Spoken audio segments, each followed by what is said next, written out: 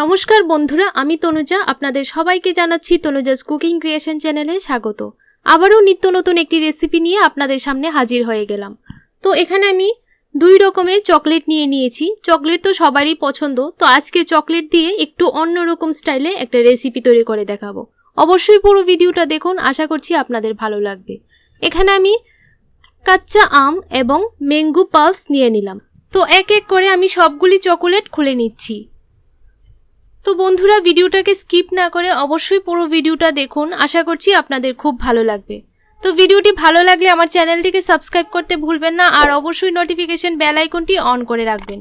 তাহলে সবার প্রথমে কিন্তু আমার নিত্য নতুন রেসিপির ভিডিওর আপডেট আপনাদের মোবাইলে সঙ্গে সঙ্গে পৌঁছে যাবে। তো দেখুন, এখানে কিন্তু চকোলেটের কালারগুলি দুইটার সেম নয়, আর এই চকোলেটগুলি দিয়ে কিন্তু গরমের দিনে এই রেসিপিটা তৈরি করলে খেতে ভীষণ মজাদার হয়। অবশ্যই রেসিপিটি একবার ট্রাই করে দেখতে পারেন।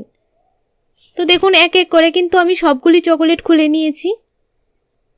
এখানে আমি টোটাল 30টা চকলেট নিয়ে নিয়েছি। এবার একটা বাউল নিয়ে নিলাম। এবার সবগুলো বাউলের মধ্যে ঢেলে দিচ্ছি।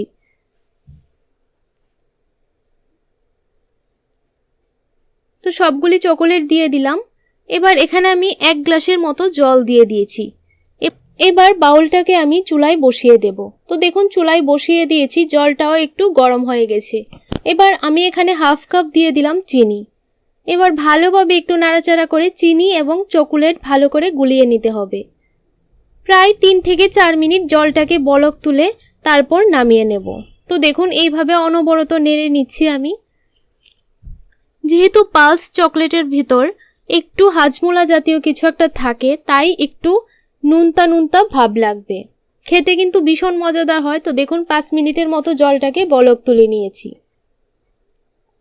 এবার ঠান্ডা হবার জন্য আধ ঘন্টা রেস্টে রেখে দেব।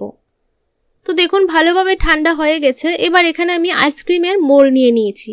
আমার কাছে এই রকমই মোল আছে। তো সবগুলি মোলের মধ্যে আমি একটু একটু করে জলটা ঢেলে দিচ্ছি। এবার ফ্রিজের মধ্যে 4 থেকে 5 ঘন্টার জন্য রেখে দেব। তো দেখুন, রেডি হয়ে গেল আইসক্রিম।